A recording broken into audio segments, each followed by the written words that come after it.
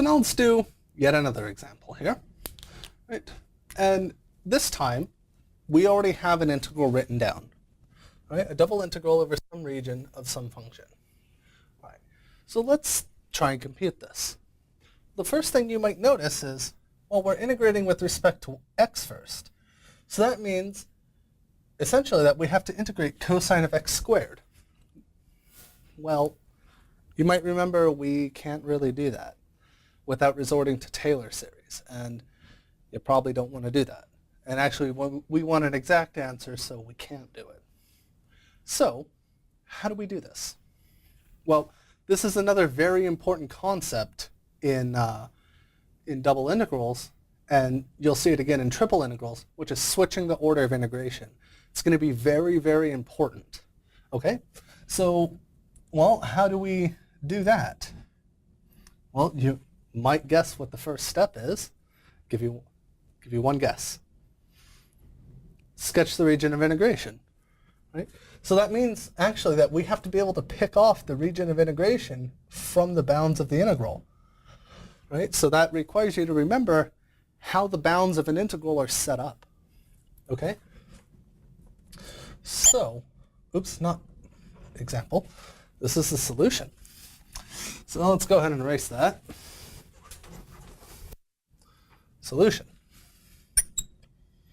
All right. So what we have here is x goes between y squared and 4. And then y goes from 0 to 2. All right. So how do we get that region?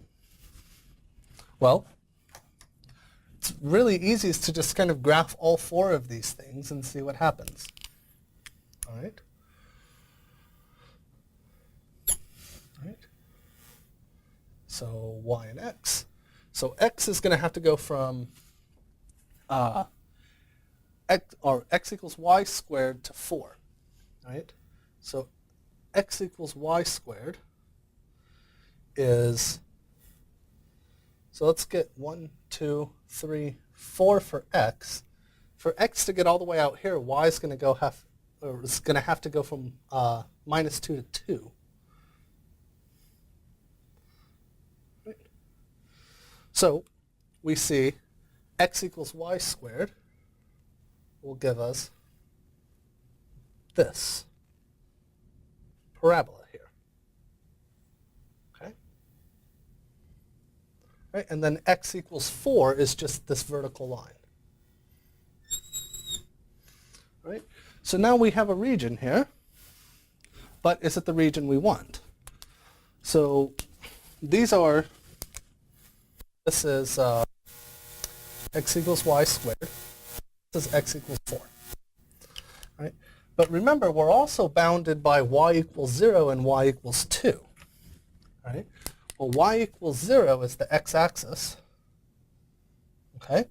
Y equals 2 is up here. So, in fact, we don't want this down here because we have to be between y equals 0 and y equals 2. So we're really only interested in this region here. All right? This is all we're interested in, is this top part of the D-looking region. Okay? So just the part inside here. All right. So, well, now we just have to set up the new bounds and do the integral. Right? So let's just get straight to business and set up the new bounds. Y cosine of x squared. This time we want to do dy dx, because dx dy didn't work. So if we're doing y first, that means we're going to do the bottom to top, right, for the vertical slices. So the bottom is this line here, y equals 0. And actually, since this is kind of distracting, let's get rid of the part that doesn't matter. Let's get rid of this down here. Right? So we're just interested in that piece. All right, so we're going from 0 to this thing up here. Well, if x is y squared, that's the same as saying y is the square root of x since we're on this top half, right? And then what does x do? Well, x ranges from 0 all the way to 4. Right? So that's how you switch the order of integration. Notice in particular that we didn't just flip the integrals, right? Because then well, first off, we'd have a variable on the outside, which is very bad, all right? But second, it wouldn't describe the region in here, right? So whenever you're doing this over a region which is not a rectangle, always remember you can't just flip the two integrals. You have to figure out the region and then redo the bounds, okay? So basically just, if you ever have to flip it, just sketch the region from the bounds and then just think of it as a brand new problem, okay? So now let's go ahead and do this. There shouldn't be that much work left here. All right, so 0 to 4, 1/2 y squared, cosine of x squared, from 0 to square root of x dx. That is just 0 to 4, 1/2 of x cosine x squared dx. And now we have a u sub. So let's write that up here. U is x squared, du is 2x dx. So then that gives us integral from 0 to 4. We're missing a 2 here, and in fact there's a 1/2, so this is going to become 1/4 u, or sorry, not u, 1/4, oops, and the bounds change, 1/4 cosine u du, and now 0 is still 0, but the top bound, when we plug it in here, we get 16, and now we integrate. All right.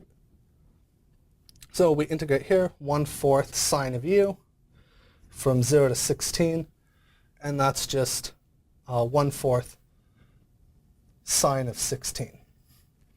Right? And that's it, because sine of 0 is 0. Right? So that's pretty much how these problems go. Nothing too bad, but again, I want to really, really emphasize, you cannot just flip the integrals, right? You can never have variables on the outside one, ever, even in triple integrals, quadruple, however many integrals you do.